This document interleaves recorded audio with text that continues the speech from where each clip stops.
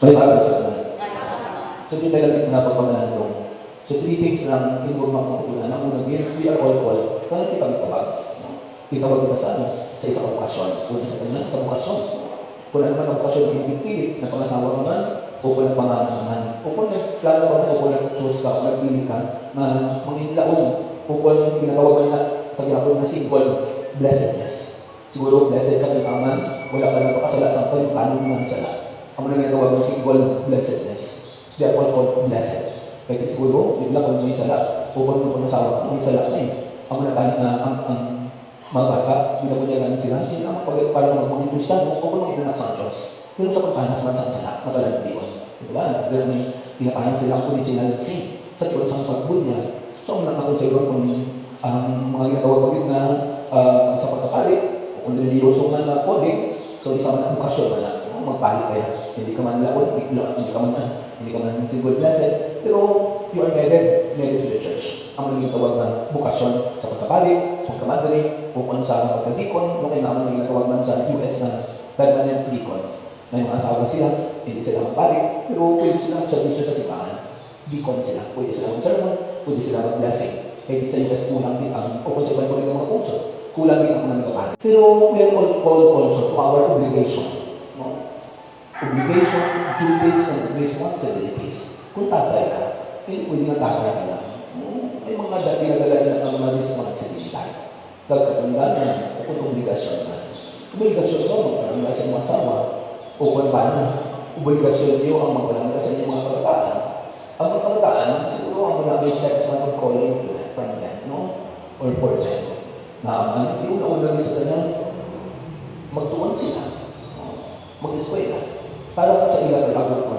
Pero, siguro nabawag ko lang sa kanila ang mga espiritu man sa mga pinitanan. Ayun lang, mga espiritu. Kailangan mo ng abis ang goals na pwede natin na ilagulay. Lagi-lagi yung sinatawag na kore.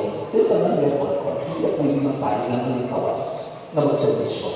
Kami man nila, yung sa inyong pretsato prayers, kami pangalaman sa mga tao na mag-suporta sa mga nagpali, at sa mga tao. Dahil pa rin ang tao magbulig sa mga workers sa simbahan. So, kung napagdaan din ito ang ating prayers for vocation. Kaya na ito at ito, no kailangan ang accept ko. So, gani, ang yung tawag ko na consideration, i-consider naman ang mga kahit wala sila yung pangabuyan, wala sila yung obra sa gobyerno, paano ako sa mga private firms para magpatong sa spirito. No, ang mga gani na pinapagalaw na naman sa inyo mga kalawan sa parokya is 5,000. Kabalugin natin sa finance.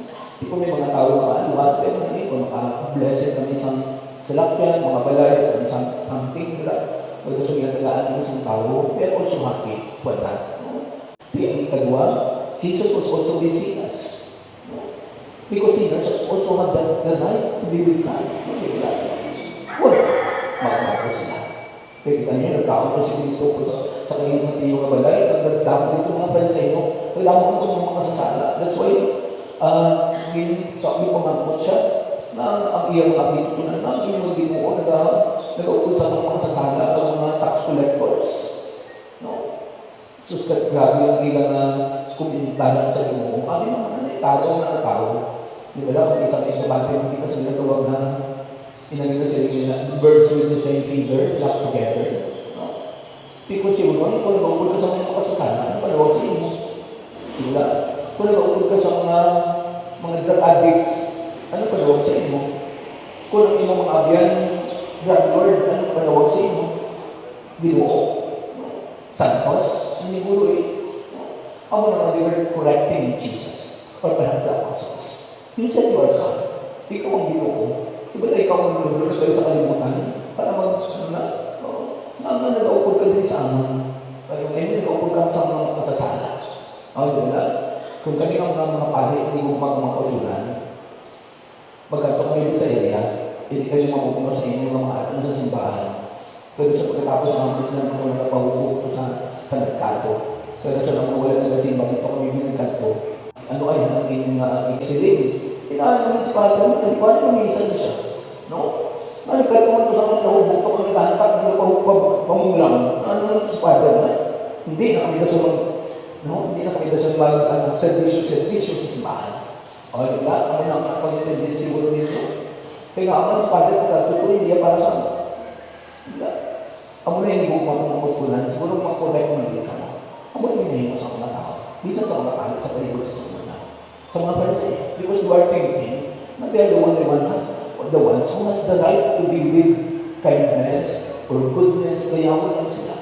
No? Kaya mga masasala, hindi na dapat dayawan. Dayawan wala kung nag-work ka. Dayawan wala kung killer ka. Kung kabatan ka, greatest ka, dayawan na. Hindi gulo eh. Palagi ko magpapatulan, Jesus was with sinners.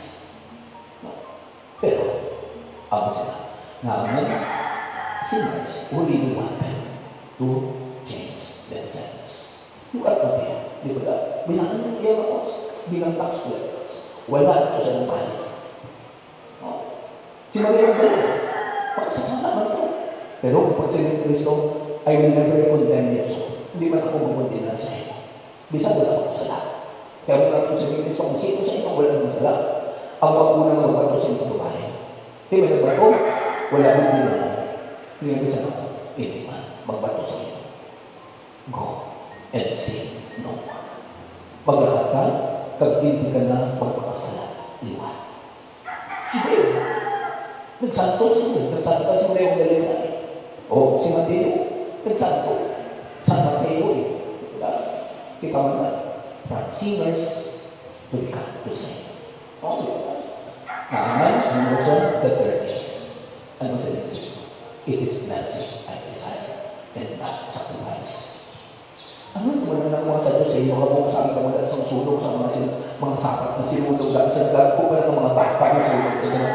Isang magsulong pang mula yung ante. Pero kung wala sa kaluwi sa iyo, kung hindi ka mabakot sa iyo mo. No? Na isang pating ng dako kung kuya kung lang butos ang pating. Pero kung may kalukoy ka, bakit na sa iyo? Pero hindi, ako na yung makukutunan. Kaya kung isang, ako na yung natuloy, isang sa sumuha panahon. May mga tao na matubali ang ilang na halad sa simbahan. Kung ako ilang sa simbahan, though therefore there is a type of the greatest and special attentions. Sila yung attention ng mahal. Kung namin sobrang mga beses, may mga tao na makahatag ni Padre, hindi lang paglawaga ay namin ang mga tao. Tutuwag din, hindi lang paglawaga ng Padre. Hindi sila gusto kulalan. Kaya sa pagkamatulad, bisan hindi ka pababalan sa tao ang maayo. Ang Diyos mismo, kabalo na maayo. Ang Diyos, He also reads the heart. He even reads the mind. Na kung kasalanan ang mind, nag-suggest sa heart. Kung ang heart, nag-ibig lang sa nag-suggest sa mind. Ang siguro, ang planet is the mind. Yung kabalo, kung anong alam ka, kung anong suggest sa mga puso, ang mga mga minsan, daw sa mga bigat, kung marami ang kasi sila katao, sa mga palbalay mo na. Daw marami pag-uot na sa isa lang kasi malang kilala na traidor na. Daw marami mo na sa bahay na kasi na magpakasali sa ako. Ang magpapaging sila na kung I love you for better and for worse, in sickness and in health, for poor vision until death do us part, until I die. So, dahil naman nung yan. So, kung na yung lupang mga katulad, no? Basta atin ang importante sa kanila, if you are called, where are you being called? So, di ka tawag sa Diyos. No? Kaya siya naman ang ikadwa, hindi ko magmatulan, doon ko magtulan niya.